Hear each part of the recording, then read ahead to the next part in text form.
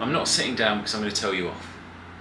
I've got a project in mind, and the project that I have in mind involves something that's happened to me quite recently. So if you have seen on my Instagram's over here.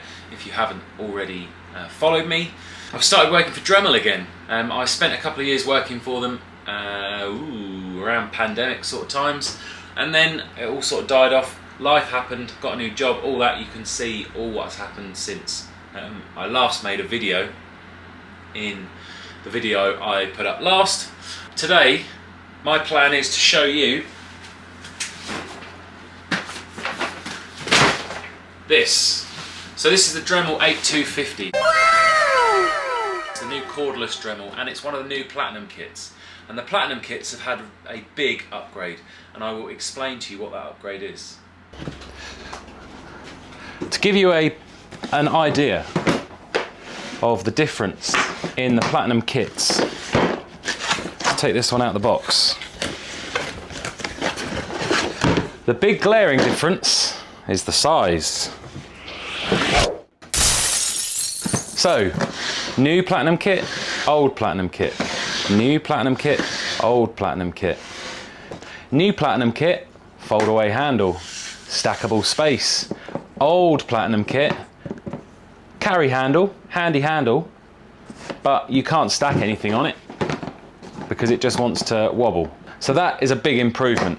The old Platinum kits are still brilliant. They still give you a really protective case for your Dremel. I've condensed all my Dremel bits down into one because you can't stack them. And then I keep a load of accessories in this drawer here. So putting that one out of the way, let me give you a little bit of a tour in the new Dremel 8250 Platinum kit. Undo your little side clips, and because there's two parts to this, you get two boxes. So box one, lovely brand new fresh Dremel 8250, two batteries and a charger, and then there's a little storage block here made of a weird rubber, but nice, got a little Dremel logo debossed in the front of it there, and it's a flexible bit storage thing. Very cool. You can keep all your favourite bits in there ready to grab, so you could just take this top box if you needed to take it somewhere. Okay. Then I'll leave that open on the side so you can still sort of see. In here, it gets a little more interesting. So this is where they've introduced a slightly new storage system. Instead of giving you foam cutouts and limited space to store all your Dremel accessories, they've now given you this adaptable storage system, which is, in my eyes, a huge improvement. So this is fully adaptable and customizable. So I can take these bits out. I could put in another divider going across the front to the back, and I could then store my accessories how I wanted. Front to back, that storage is limited by any of these slots, so you have 5 options of where you can place these long dividers. And then these front to back ones, there's a little tooth there that clips in at the bottom of the box. The accessory I'm going to use for today's project are these little abrasive buffs. They're just like almost like, not a wire wheel, there's like it's some sort of synthetic material, but they do a really good job at removing paint. And we are going to need the Easy Speed Click mandrel for this. This is just the Easy Speed Click mandrel to go in your Dremel, and a couple of Easy Speed Click steel cutting discs.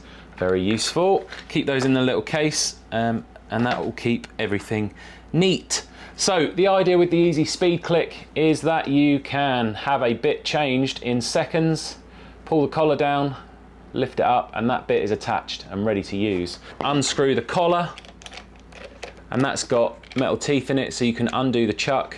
What I'll do is I'll hold the little spindle lock button on the top here, tighten that up, and then what I can do is bring that collar up again so it sits around the chuck, and I can tighten that up, and then I can screw that collar back down. Really easy, beautiful, ready to go. And then pop that on there, stack the two boxes up, clip your sides up, and that is your kit ready to go. Ah, nice one, George. Try that again. Clip your sides up properly, and that is your kit ready to go. let's get into the project, shall we? This is my first acoustic guitar. Beautiful, lovely in tune, only missing a couple of the strings. My plan is,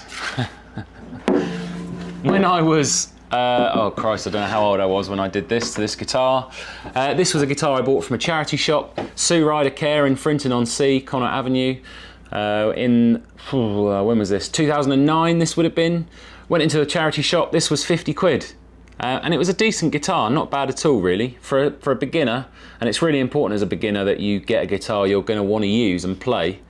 It wasn't long before I moved on to electric, but it's still good to start on an acoustic and get an acoustic and learn to play, get some dynamics, you know. Now I'm really talking gumph. At some point, it wasn't always black with all these edgy stickers on it. I put the edgy stickers on, and I think I'm going to keep the edgy stickers on there for posterity, just throw in edgy once more. And for whatever reason, I thought it'd be a good idea to paint over the fretboard. And I think, yeah, lots of lovely paint build up, even on the frets themselves. The frets are as dull as dishwater, so they're going to need a clean up. And I think I can probably give a lot of this hardware a nice clean as well. I'm going to keep the stickers on, like I said. I don't know what my thing was against Elvis. Let's get cracking. So first job is to nip off these nasty strings.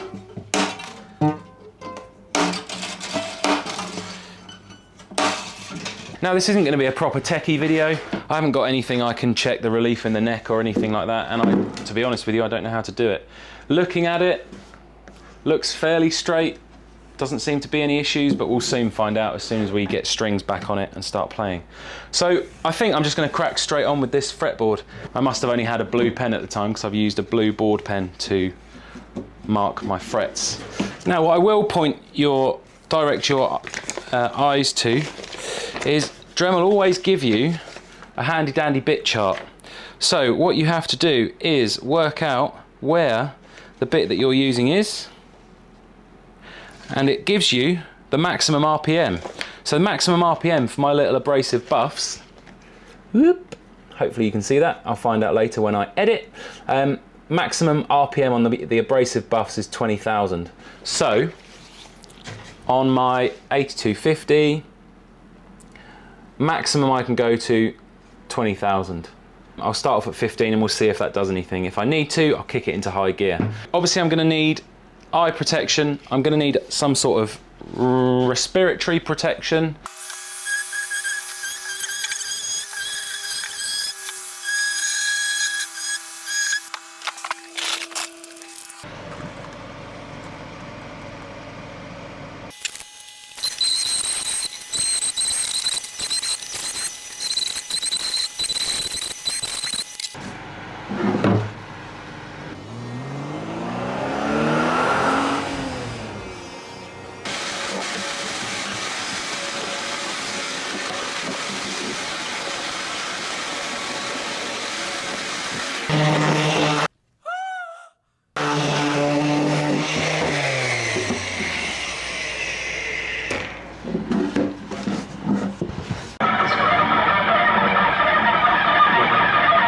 Those sanding bands have done a really good job of removing all that old paint, and I've also removed the paint from the back of the neck as well, so it's all nice and smooth and feeling rather lovely.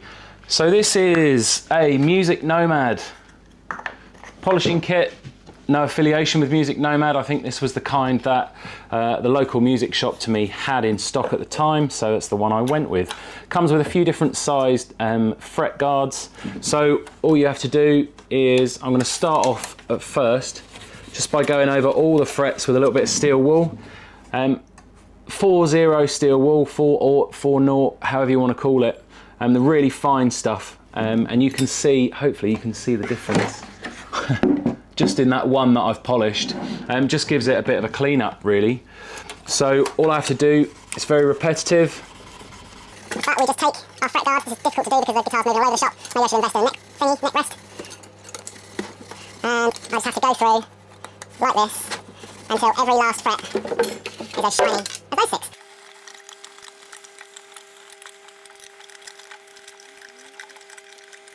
Next thing to do is to get out the magic stuff that they give you, a little polishing compound basically with a cloth. A little bit of the compound on the cloth, fret guard goes over. If you're not trying to balance the guitar at the same time, it makes it a lot easier. And you just give that a really good work in. We're not doing anything crazy. This isn't anything out of the remits of the everyday human, but I don't know if it's going to come across. These 3 frets are much cleaner, 1, 2, 3, than the rest of them.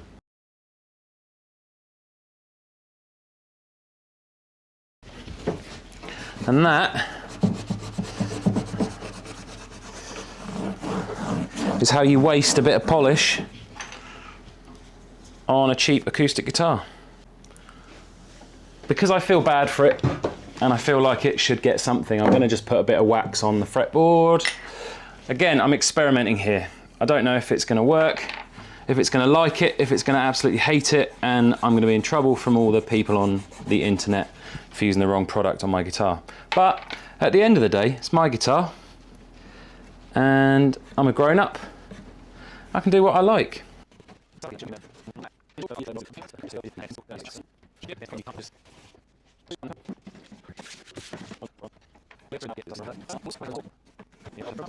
Okay, string it up.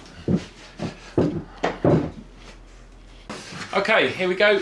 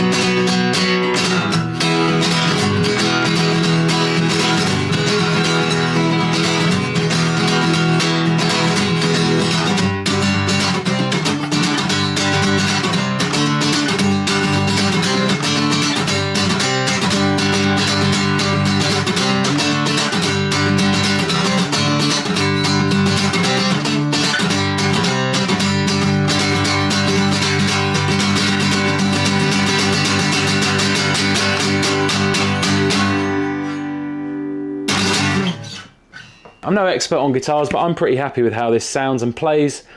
Like I say, it's a workshop beta. It's not going to go anywhere except for the wall in here. I've kept all my stickers on because it shows that some of the ethos I had when I was a teenager has carried on through some 16, 17 years later. Like I say, it's just going to give me something to do when I've got to think about something, try and avoid some problems. Very pleased with it, very pleased. I think I'll just keep picking it up and keep tinkering with it. Sometimes all you need is a bit of a clean up and a fresh set of strings. I would also like to put a very special thanks in this video to Dremel. They've sort of given me a bit of a kick up the arse with the whole content thing. I've been wanting to get back to it. I'm quite pleased with my partnership with them. Like I say, in this video I've used the Dremel 8250 Platinum kit, the new Platinum kit, new and improved, with the much better storage system and everything else. So I can highly recommend. And I think that's about it. The next video will definitely be a guitar build, and it's the Telecaster I've been working on. So if you want to see some of that, go and find me on Instagram. Somewhere over here I'll put something to do with that. Yeah, I look forward to seeing you in the next one. Thanks for watching.